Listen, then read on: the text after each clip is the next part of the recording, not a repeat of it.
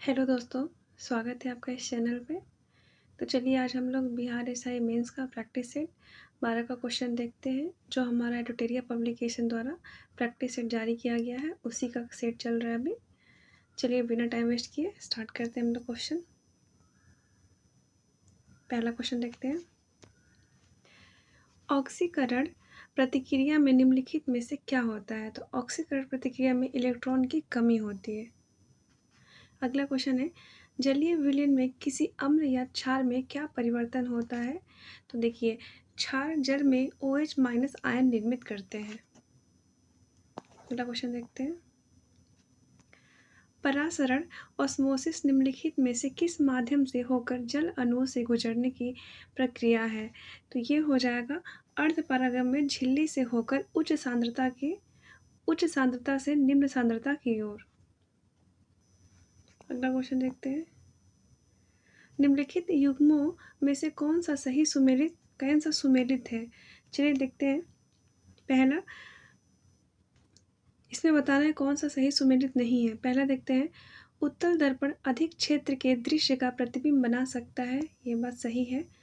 अवतल दर्पण दंत चिकित्सक द्वारा प्रयोग किया जाता है, ये भी सही है।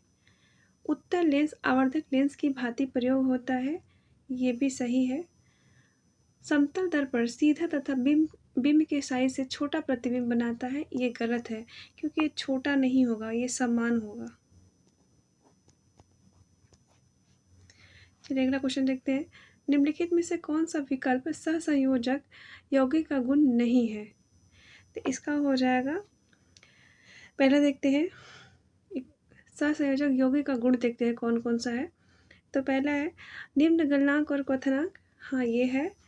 उच्च गलनांक और क्वथनांक, ये नहीं है, और इसने पूछा है नहीं है, तो यही हो जाएगा ऑप्शन बी।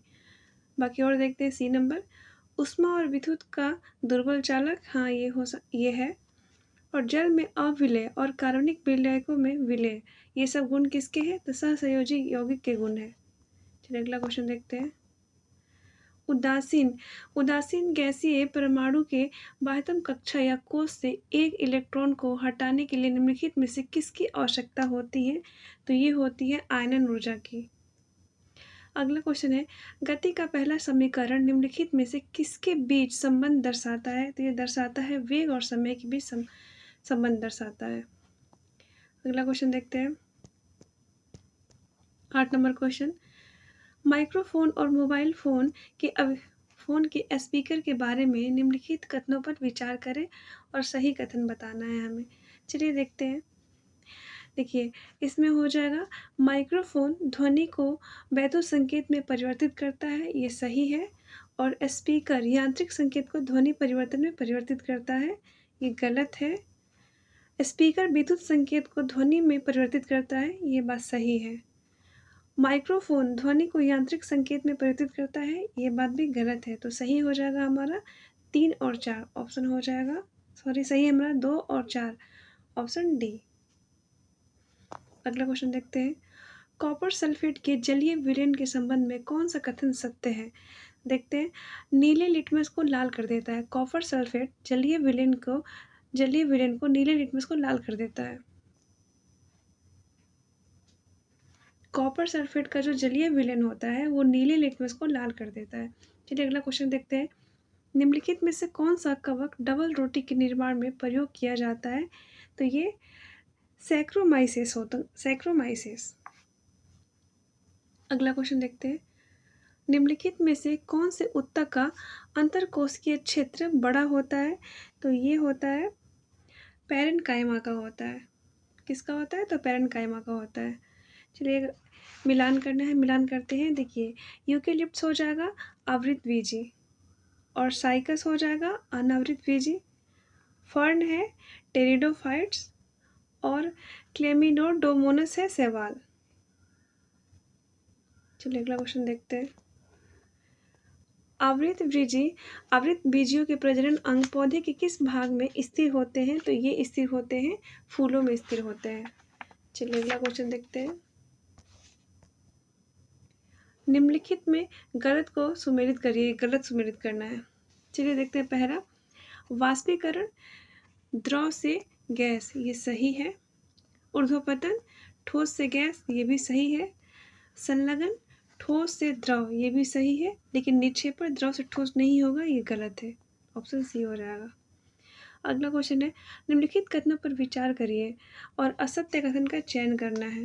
तो देखते हैं असत्य कौन सा है। पहला है, ध्वनि की प्रबलता इसकी आवृत्ति पर निर्भर करता है। नहीं, आवृत्ति पर नहीं निर्भर करता है, आयाम पर निर्भर करता है।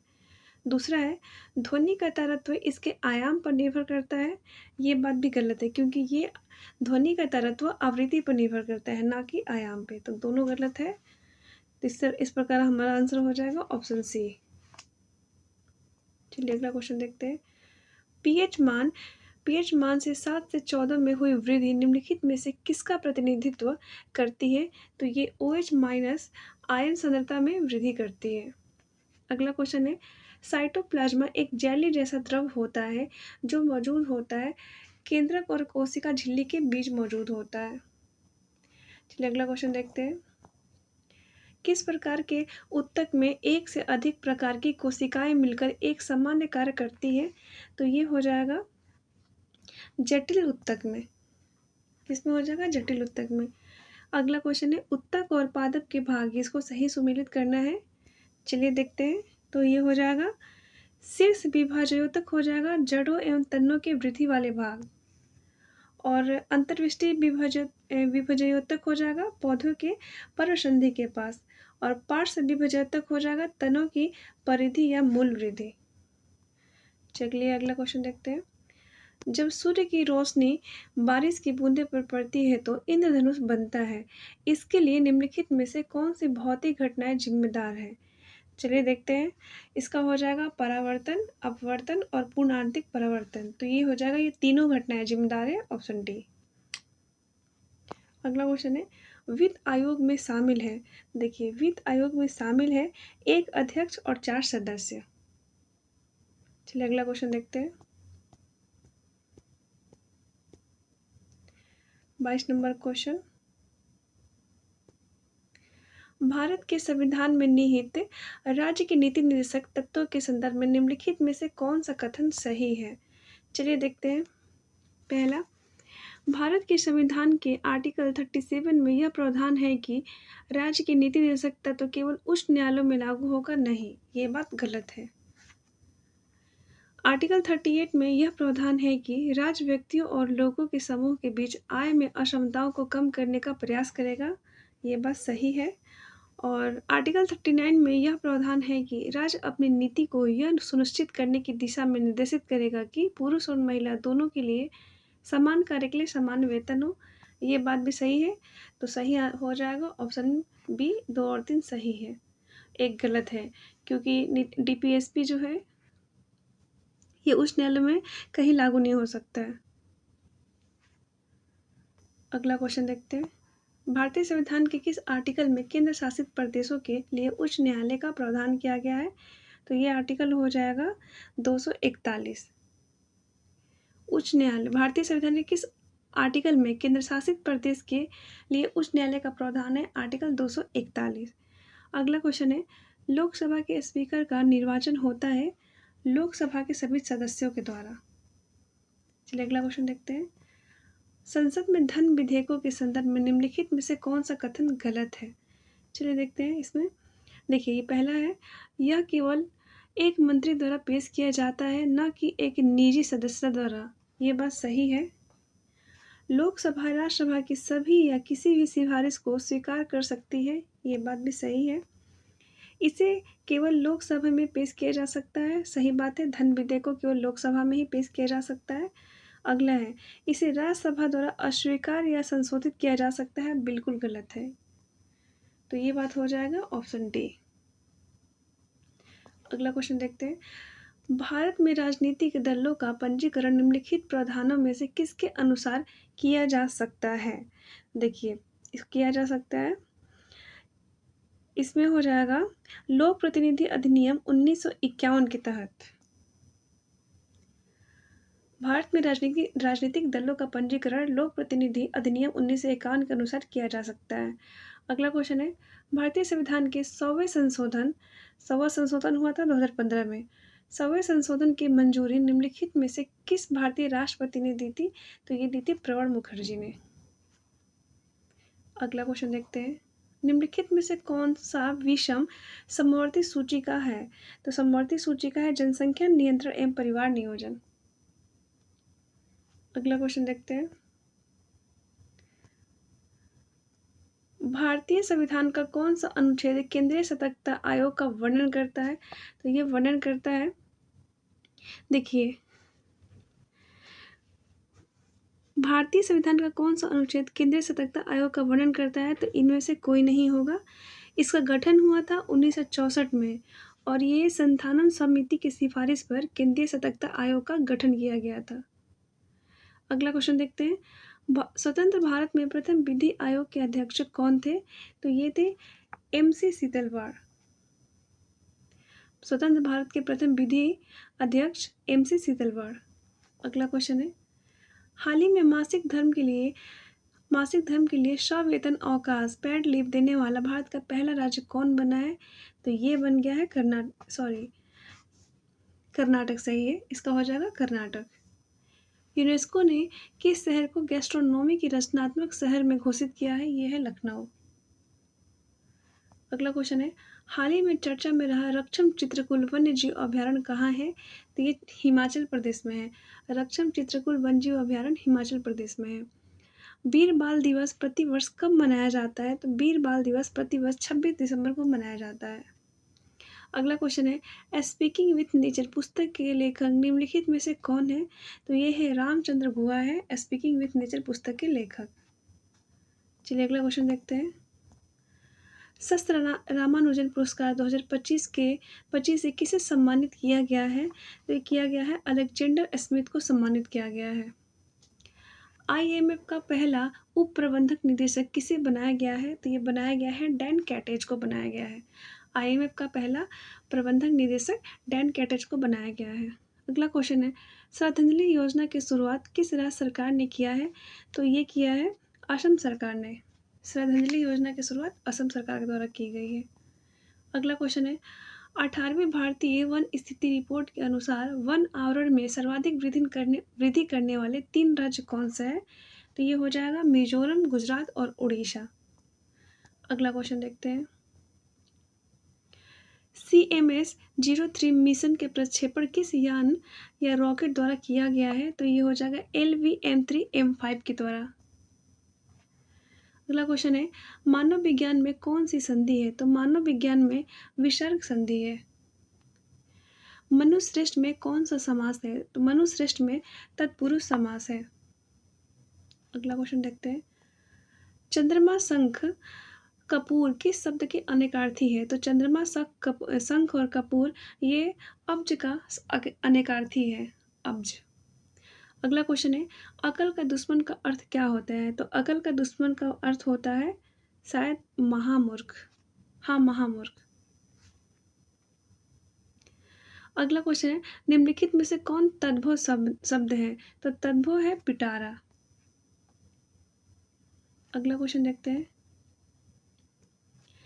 The protesting employ were asked to call off their strike. अगला है। Select the most appropriate antonyms of the given word naive. इसका हो जाएगा एक्सपर्ट। अगला क्वेश्चन देखते हैं। Select the incorrectly spelled word. इसका हो जाएगा vulture, vulture. Select the most appropriate option that can substitute the underlined segment in the given sentence. She always do her work in time. नहीं, इसका हो जाएगा she always does her work in time. अगला देखते हैं। Please look up this word in the dictionary. अगला question देखते हैं। 51 नंबर क्वेश्चन। चलिए देखते हैं। खनन के अर्थव्यवस्था में किस क्षेत्र के अंतर्गत आता है? तो खनन को रखते हैं हम लोग प्राथमिक क्षेत्र में। नथरा की पाल किस खनिज हेतु प्रसिद्ध है? तो नथरा की पाल प्रसिद्ध है लौह अयस्क के लिए प्रसिद्ध है। अगला क्वेश्चन है। निम्न कारकों में से कौन सा कारक IIP का एक घटक नहीं है? तो इसने पूछा है नहीं है, तो देखते हैं। इसमें नहीं हो जाएगा, इसमें 1 मिनट, इसमें भोजन नहीं होगा, आईआईपी का घटक बाकी विनिर्माण और खनिज होगा। अगला क्वेश्चन देखते हैं, निम्नलिखित में से किस सेक्टर का संबंध CIBIL से है, सिविल से है, ये संबंधित है, बैंकिंग क्षेत्र से संबंधित है। बिहार के निम्न में से किस जिले में 30 जुलाई 1857 को कंपनी सरकार द्वारा सैनिक शासन लागू किया गया था? तो ये किया गया था पटना, तिरहुत और सारण, ये सभी में किया गया था। अगला क्वेश्चन है, विधवा पुनर्विवाह अधिनियम किस गवर्नर जनरल के समय पारित हुआ था? तो विधवा पुनर्विवाह अधिनियम 1856 ये लॉर्ड कैनिंग के तहत पारित हुआ था, लॉर्ड कैनिंग के समय पारित हुआ था। अगला क्वेश्चन है, दिल्ली सल्तनत के किस सुल्तान ने नायाब ए मुमल्लकत पद की स्थापना की थी? तो ये की थी बहराम शाह ने की थी, बहराम शाह। अगला क्वेश्चन है, मलिक अंबर का संबंध किस दक्षिण भारतीय राज्य से था? तो ये था अहमदनगर से। अगला क्वेश्चन है, कौन सा हड़प्पा कालीन नगर 3 भागों में विभाजित था? तो धौलावीरा 3 भागों में विभाजित था। नेक्स्ट क्वेश्चन है, 1907 में सूरत में भारतीय राष्ट्रीय कांग्रेस के विभाजन का मुख्य कारण क्या था? तो मुख्य कारण था अंग्रेजी सरकार के साथ नरमपंथियों की वार्ता करने की क्षमता के बारे में चरमपंथियों में विश्वास का अभाव। किस विद्वान के अनुसार मुबारक खिलजी नग्न होकर दरबारियों के मध्य दौड़ा करता था? तो ये जियाउद्दीन बर्नी के अनुसार। अगला क्वेश्चन देखते हैं, निम्न में से किस महाजनपद का संबंध बिहार प्रदेश से नहीं है? देखिए, बिहार प्रदेश से किसका नहीं है? तो ये वत्स का नहीं है, क्योंकि वत्स का है कौशाम्बी यूपी में, बाकी अंग, मगध और वज्जी बिहार से संबंधित है, और ये वत्स हो जाएगा यूपी से, कौशाम्बी। अगला क्वेश्चन है, भारत के प्राचीनतम प्राप्त सिक्के किस धातु के बनाए जाते थे? तो ये चांदी के बनाए जाते थे। अगला क्वेश्चन है, निम्नलिखित घटनाओं को कालक्रमानुसार सही रूप से व्यवस्थित करें। तो देखिए, वास्को डी गामा की दूसरी बार भारत यात्रा हो जाएगा 1502, और अंग्रेजी व्यापारी मिल्डेन हॉल की भारत यात्रा 1599, अंग्रेजी ईस्ट इंडिया कंपनी का स्थापना 1600, फ्रांसीसी ईस्ट इंडिया कंपनी का स्थापना 1664, और डेनिश ईस्ट इंडिया कंपनी की स्थापना 1616। तो इस प्रकार हमारा ऑप्शन 1 2 3 5 और 4 हो जाएगा, ऑप्शन सी। चलिए अगला क्वेश्चन देखते हैं, भारत में किस वर्ष अस्थाई बंदोबस्त पद्धति लागू की गई थी? तो ये किया गया था 1793 में, लॉर्ड कॉर्नवालिस के द्वारा। अगला क्वेश्चन है, भारत के निम्नलिखित क्षेत्रों में से कहाँ उष्णकटिबंधीय आर्द्र सदाबहार वन नहीं उगते हैं? तो ये हो जाएगा पूर्वी घाट में नहीं उगते हैं। अगला क्वेश्चन देखते हैं, जवाहर सुरंग किसके नज़दीक स्थित है? तो जवाहर सुरंग बनिहाल दर्रा के नज़दीक स्थित है। अगला क्वेश्चन है, शिशु मृत्यु दर क्या है? तो शिशु मृत्यु दर हर 1000 जीवित जन्मों में से अपने पहले जन्मदिन से पहले मरने वाले बच्चों की संख्या का अनुपात शिशु मृत्यु दर कहलाता है। अगला क्वेश्चन है, भील जाति कहाँ पाई जाती है? तो भील जाति पाई जाती है महाराष्ट्र में। नेक्स्ट क्वेश्चन है, निम्नलिखित पर्वत श्रेणियों में से कौन गंगा के मैदान एवं दक्कन पठार को विभाजित करता है? तो ये करता है विंध्याचल श्रृंखला करती है, विंध्याचल श्रृंखला करती है। अगला क्वेश्चन देखते हैं, निम्नलिखित कथनों पर विचार करें और सत्य कथन का चयन करना है। पहला देखते हैं, आंतरिक प्रवास देश के अंदर जनसंख्या के वितरण को प्रभावित नहीं करता है, गलत है, क्योंकि ये प्रभावित करता है। अगला है, ग्रामीण क्षेत्रों से जनसंख्या प्रवास के लिए अपकर्षण कारक जिम्मेदार होते हैं, ये बात सही है। 2011 में भारत का नगरीय जनसंख्या प्रतिशत 21.80% है, ये बात भी सही है। तो इसमें से सही कौन कौन सा है? 2 और 3 सही है। अगला क्वेश्चन है, तेल के कोष सबसे ज़्यादा किस देश में है? तो तेल के कोष सबसे ज़्यादा वेनेजुएला में है। अगला क्वेश्चन देखते हैं, ये मिलान करना है शहर और नदी। चलिए देखते हैं, मिलान करते हैं। देखिए रॉटरडैम हो जाएगा राइन नदी के किनारे, और पेरिस हो जाएगा सीन नदी, बुडापेस्ट हो जाएगा डेन्यूब, और वाशिंगटन हो जाएगा पोटोमैक। चलिए अगला क्वेश्चन देखते हैं। मेलवेयर के संदर्भ में निम्नलिखित युग्मों पर विचार करिए और सही युग्म का चयन करना है, सही सुमेलित करना है। चलिए देखते हैं। पहला, ट्रोजन हॉर्स एक नेटवर्क के माध्यम से फैलने के लिए स्वयं की प्रकृति बनाता है, गलत है। एडवेयर विज्ञापन में काम आने वाला एक सॉफ्टवेयर है, ये भी सही है। रैनसमवेयर जब तक मांगी गई धनराशि का भुगतान नहीं किया जाता है तब तक कंप्यूटर तक पहुंच को बाधित करता है, ये बात भी सही है। तो सही सुमेलित है 2 और 3। चलिए अगला क्वेश्चन देखते हैं।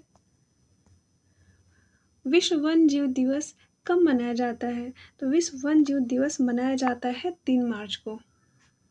अगला क्वेश्चन है, मानसूनी वर्षा की विशेषताओं के संदर्भ में निम्न कथनों में कौन सा कथन असत्य है? इसमें असत्य बताना है। चलिए देखते हैं। पहला, दक्षिण पश्चिम मानसून से प्राप्त होने वाली वर्षा मौसमी है, ये बात सही है। मानसूनी वर्षा में मानसून विच्छेदक चक्रवाती अवदाबों से उत्पन्न होता है, ये बात भी सही है। और मानसूनी वर्षा उच्चावत तथा भू आकृति द्वारा नियंत्रित होती है, ये बात भी सही है। भारत में मानसूनी वर्षा का स्थानिक वितरण प्रत्येक स्थान पर एक समान होता है, ये गलत है, क्योंकि प्रत्येक स्थान पर एक समान नहीं होता है। तो ऑप्शन सी इसका गलत है। चलिए देखते हैं अगला। Guilty man of India partition पुस्तक के लेखक कौन है? तो इसके लेखक है राम मनोहर लोहिया। अगला क्वेश्चन देखते हैं।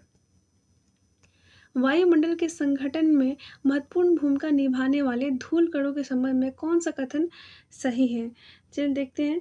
पहला, धूल कणों का सबसे अधिक जमाव उपोष्ण और शीतोष्ण प्रदेश में सूखी हवा के कारण होता है, सही है। धूल कण वायुमंडल में आर्द्रताग्राही केंद्र के रूप में कार्य करता है, ये बात भी सही है। धूल कण मुख्य रूप से वायुमंडल के ऊपरी भाग में मौजूद होता है, ये गलत है। वर्षा, कुहारा, धुंध, बादल आदि का निर्माण धूल कणों के प्रतिफल से हुआ है, ये बात भी सही है। तो 1, 2 और 4 सही है, ऑप्शन सी। चलिए अगला क्वेश्चन देखते हैं। निम्नलिखित कथनों पर विचार कीजिए, सही कथन बताना है। सही कथन कौन सा है? पहला देखते हैं। रियो घोषणा पर्यावरण और विकास का संयुक्त राष्ट्र सम्मेलन का एक हिस्सा है। दूसरा है, पर्यावरण विकास पर संयुक्त राष्ट्र सम्मेलन का उद्देश्य जीवाश्म ईंधन के उपयोग को प्रतिस्थापित करना है, ये भी सही है। तो इसमें सही हो जाएगा ऑप्शन सी। 1 और 2 दोनों सही है। चलिए अगला क्वेश्चन देखते हैं। जैविक विविधता अभिसमय के संदर्भ में निम्नलिखित कथनों पर विचार करिए और सही कथन बताना है इसमें। चलिए देखते हैं। इसके प्रावधान कानूनी रूप से बाध्यकारी नहीं है, गलत है, क्योंकि कानूनी रूप से बाध्यकारी है। इसका उद्देश्य आनुवंशिक संसाधनों के वाणिज्यिक और अन्य उपयोग से प्राप्त लाभों को निष्पक्ष रूप से साझा करना है, ये बात सही है। इसमें सही है केवल 2, ऑप्शन बी। अगला क्वेश्चन देखते हैं 81 नंबर। रामसर अभिसमय के संदर्भ में निम्नलिखित कथनों पर विचार करिए। देखते हैं, सही बताना है इसमें। सही कथन कौन सा है? रामसर अभिसमय आर्द्र भूमि के संरक्षण के लिए रूपरेखा प्रदान करती है, सही है। प्रत्येक वर्ष 2 फरवरी को विश्व आर्द्र भूमि दिवस के रूप में मनाया जाता है, ये बात भी सही है। भारत का खिजड़िया वन्यजीव अभ्यारण्य रामसर स्थलों में शामिल किया गया नया स्थल है, यह बात भी सही है। तो ऑप्शन डी हो जाएगा, सब सही है। अगला क्वेश्चन देखते हैं। हिमालय पर्वत श्रृंखला के संदर्भ में कौन सा कथन असत्य है? तो देखते हैं। पहला, इसमें वर्तमान समय में बहिर्जनित और अंतर्जनित बलों की क्रियाएं संचालित है, ये सही है। इसमें गॉर्ज वी आकार की घाटियाँ, छिप्रिकाएँ और जलप्रपात इसकी युवावस्था के घोतक है, ये बात भी सही है। इसकी उत्पत्ति ज्वालामुखी क्रिया के फलस्वरूप हुई है, गलत है। भूवैज्ञानिक दृष्टि से यह तरुण, दुर्बल और लचीली है, ये सही है। हिमालय पर्वत का निर्माण प्लेट विवर्तनिकी के कारण हुआ है, ना कि ज्वालामुखी क्रिया के कारण हुआ है। चलिए अगला क्वेश्चन देखते हैं। निम्नलिखित में से कौन-सा बंदरगाह देश सही सुमेलित है? इसमें बताना है। चलिए पहले देखते हैं। अ, माउंटेविडियो ये हो जाएगा उरुग्वे सही है, और रॉटरडैम नीदरलैंड सही है। जकार्ता इंडोनेशिया सही है, लेकिन इकार्गा चाइना नहीं होगा, ये हो जाएगा रूस। इस प्रकार हमारा 1, 2, 3 सही है, ऑप्शन बी। अगला क्वेश्चन देखते हैं। तीसरी पीढ़ी के कंप्यूटर में कौन सी तकनीक का उपयोग किया गया था? तो ये इंटीग्रेटेड सर्किट का उपयोग किया गया था। भारत का राष्ट्रीय फल है, तो भारत का राष्ट्रीय फल आम है। चलिए अगला क्वेश्चन देखते हैं। इस मैथ और रीजनिंग का क्वेश्चन है अभी 86 से, देख सकते हैं आप। आपको सॉल्व करना हो तो वीडियो को रोक के आप स्क्रीनशॉट ले सकते हैं और मैथ का क्वेश्चन सॉल्व कर सकते हैं।